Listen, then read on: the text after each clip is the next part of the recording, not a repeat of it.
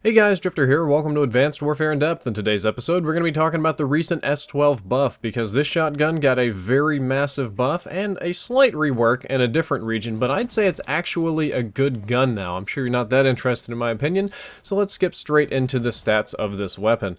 The maximum damage has been increased from 15 to 20 damage, and that's 15 to 20 damage per pellet. You gotta remember there are 8 of those things, and what this is going to mean for you is that inside that maximum damage range, the old S-12 used to take 7 out of 8 of your pellets to kill up close. That's like barrel stuffing range. The new S-12, you only have to hit 5 out of 8, so you're far more likely to get one-shot kills, which is a good thing. And of course, if you're missing here and there, it's just less pellets in general to kill. The medium damage has also increased. It used to drop off to 10 damage very, very quickly, which meant that even if all 8 of your pellets did hit, you still wouldn't get any kills. But now with the medium range with 15, inside that medium distance, you can still get one-shot kills if you get lucky and all of your pellets hit. So that's just a flat DPS increase right there. That's really nice.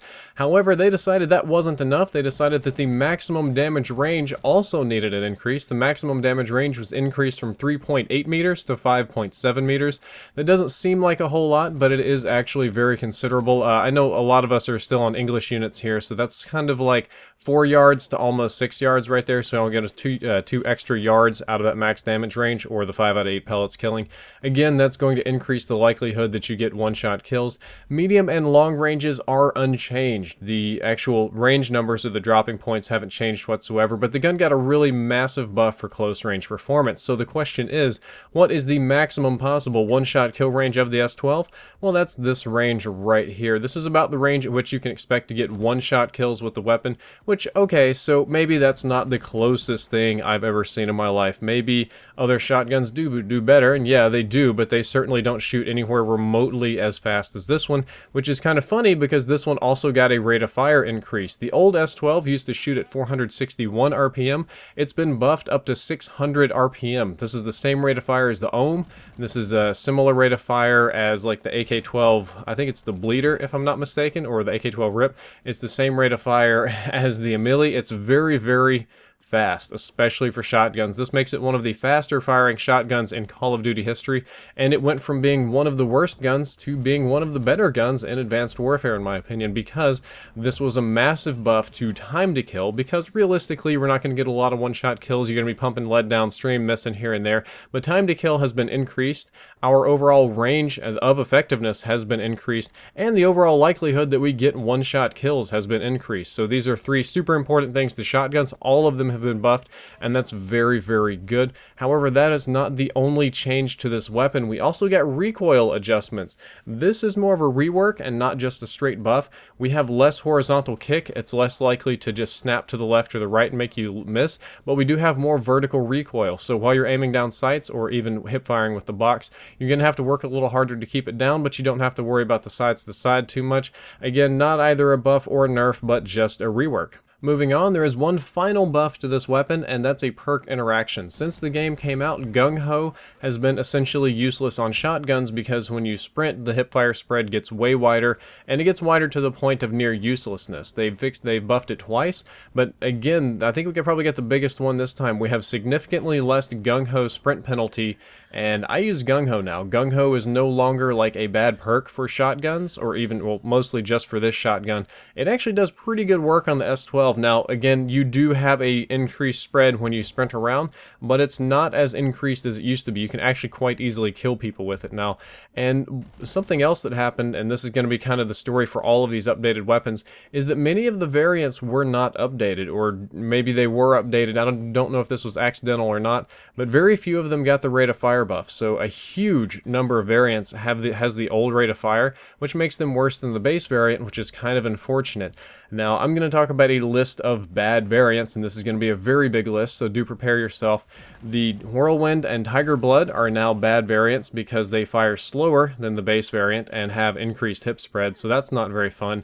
The Quiet Time, the Compliant, the N, the U, and the Adroit all fire slower than the base variant, and some of them have other detriments. Slower movement speed, less damage, more hip spread, more kicks, something like that. It's kind of frustrating, actually, because there were so many of these variants that were quite good. Like the Tiger Blood was a really really awesome variant. Now I'm going to say it's more like an almost useless variant. So, and you're going to ask me, well, what's the best variant? Now, well, the best variant's actually just the base weapon. Of all the elites, professional, enlisted, and the marksman, the base weapon is now the best one. If you want to rock the best S-12 in the game, just use the base variant because it's one of the faster firing ones.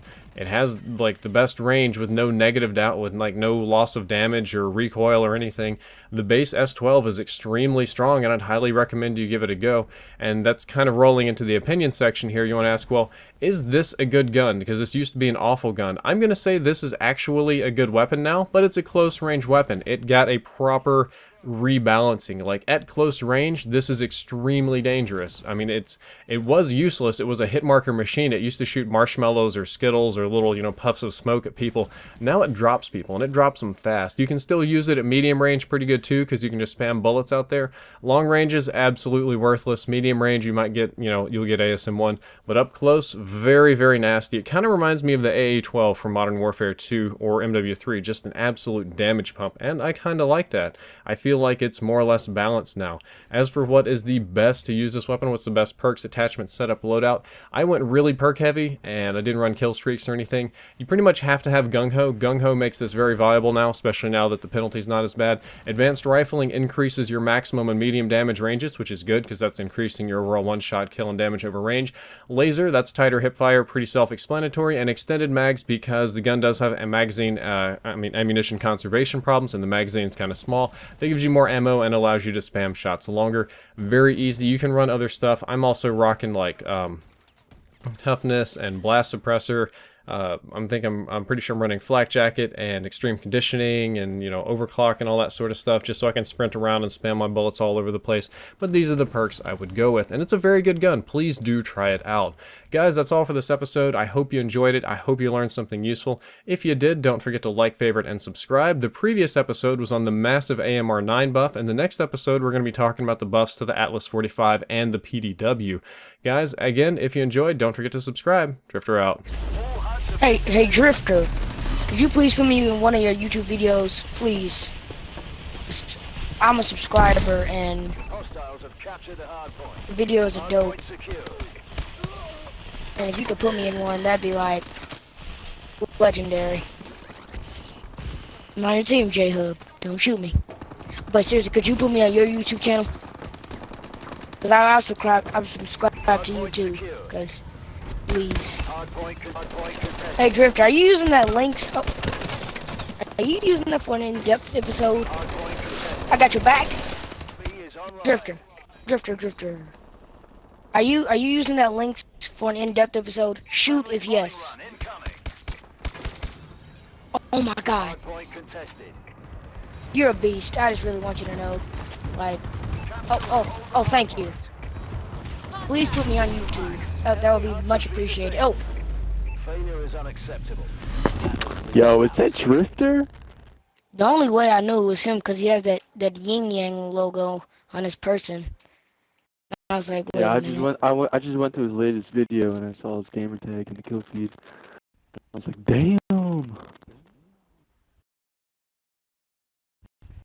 And then he's always playing with J-Hub. He's in this lobby too, and he has a YouTube channel because I've seen some of his videos, and they're both dope. So. Can you hear me, y'all? Cause you suck. Y'all suck. If you can hear me, you suck, and you should want. All right, and you want to accept me on that offer? Because I know you think you're cute or something.